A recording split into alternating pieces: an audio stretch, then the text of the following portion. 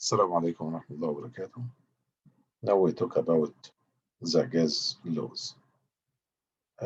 Learning goals, I will be able to describe Boyle's law, Charles' law, and Gay-Lussac law relating to parameters or variables that affecting on a gas اللي هي temperature, pressure, and volume or volume لأن البريشر affect على الفوليوم ب inversely proportional زي ما هنعرف and be able to calculate unknown values using the quantities derived from this law and as well as the combined gas law.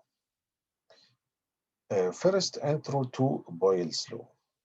Imagine that you hold the tip of a syringe on the tip of your finger so no gas can escape. أنا حاطط هنا your finger عند التip بتاعة السيرنج وبعمل no gas can escape. Now push down on the plunger of the searing. What happens to the volume in the searing؟ أنا بعمل هنا pressure. وأنا قافل بيحصل إيه؟ بيحصل إن الجاز encloses this container. But when remove your finger and causing pressure, the volume of gas inside the syrinx decrease. As the pressure increase, the volume decrease. What happens to the pressure the gas is exerting on the syrinx? يبقى في هنا inversely proportional between volume and pressure. طيب decreasing the volume means increasing the pressure. Okay, why? Because when affecting by external pressure, this leads to decrease the volume and increase the collision between the particles of the gas and the wall of the container. So the pressure increases. Okay, and same number of moles, same number of particles of gas of the to container, but the pressure in the second one is higher than first one, and also the volume decrease. If the volume in the first is 1 liter and the pressure 100 millimeter mercury or 100 torr, so in the second one, if decrease the volume to the half, 0.5 liter, so the pressure increase to the double. Boyle law, the pressure and the volume of a gas are inversely proportional. As one increases, the other decreases and vice versa.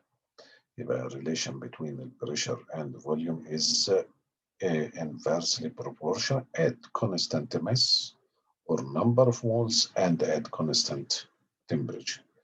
The Boyle's law plot volume versus 1 over B. Straight line لما يبقى 1 over B. Okay. طيب mathematical form. Boyle's law leads to mathematical expression as assuming temperature is constant.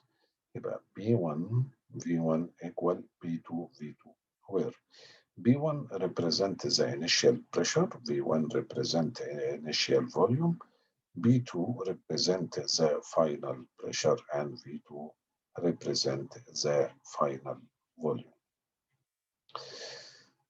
For example, يقول لي weather balloon يعني بالون هوائي اللي بيقيس الأرصاد وكده with a volume of 2000 liter at a pressure of 96.3 kilopascal rises to an altitude لارتفاع 1000 meter where the atmospheric pressure is measured to be 60.8 kilopascal.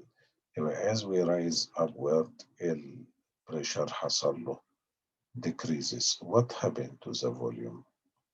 According to Boyle's law inversely proportional يبقى the pressure decreases so the volume increases. ولو فضل يطلع لأعلى يبقى كل ما نطلع لأعلى يبقى الكولوم بتاع الاير بيقل، فبالتالي يحصل decrease للبريشر وانكريز للفوليوم، ممكن يتمزق أو يحصل اكسبلوجن للبالون على ارتفاعات عالية. Assuming there is no change in the temperature or the amount of gas. الاماونت اوف gas ما اتغيرتش، وفي الرينج اللي اتحركوا ده بنفترض طبعا ده افتراض assuming ان التمبريتشر no change. يبقى انا بجيب علاقه بين مين؟ البريشر والفوليوم اللي هي B1 V1 equal B2 V2. calculate the weather balloon final volume. يبقى انا عندي V1 وهنا B1 وعندي B2، فاضل لي مين؟ الفاينل بريشر اللي هو V2. excellent. بنعمل الكالكوليشن بتاعتها ونطلع الريزلت مباشرة.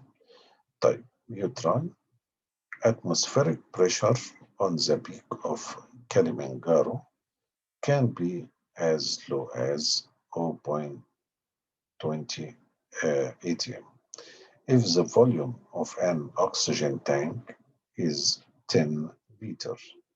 At what pressure must the tank be filled so the gas inside would occupy a volume of 1.2 times 10 power 3 liter at this pressure.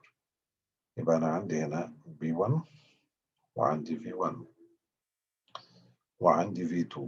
احنا عايزين البريشر اللي هو B2 اللي هيبقى عنده النيو فوليوم.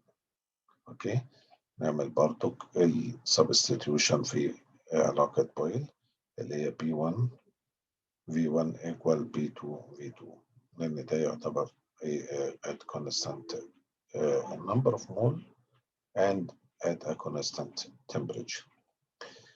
The second law, introduction to Charles' law. Imagine that you put a balloon filled with a gas in a liquid nitrogen. What happened to the balloon when put it in a liquid nitrogen? Liquid nitrogen ده اللي هو في نيجاتيف كام؟ 196. What is happening to the temperature of gas in the balloon? What will happen to the volume of the balloon نتيجة temperature very low.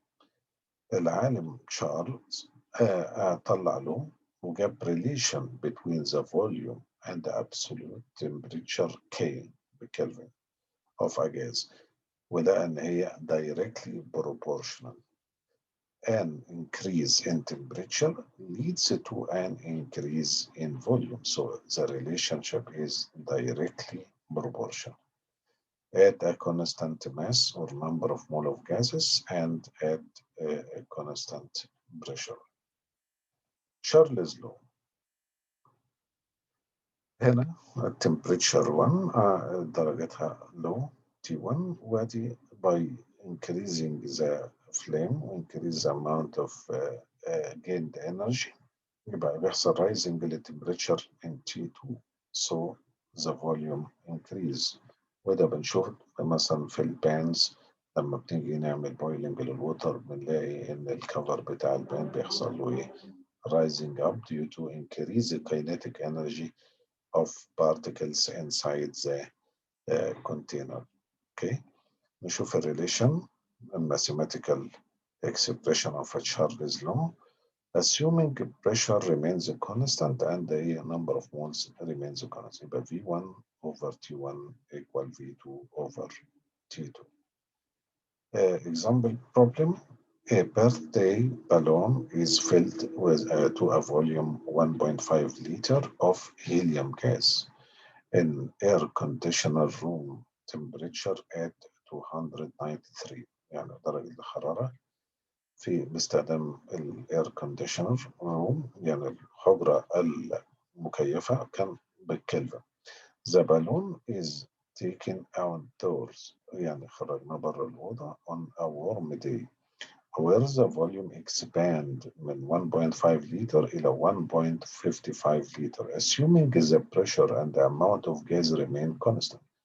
What is the air temperature outside؟ هنعمل substitution في اللو V1 over T1 equal V2 over T2. أنا عندي V1 وعندي T1، هنا V2 هنجيب T2، بس T2 اللي احنا بنجيبها هتبقى بالكلفن عشان هو طالب هنا بالسيليزيوس، أماينسها من كام؟ من 273. You will try this problem.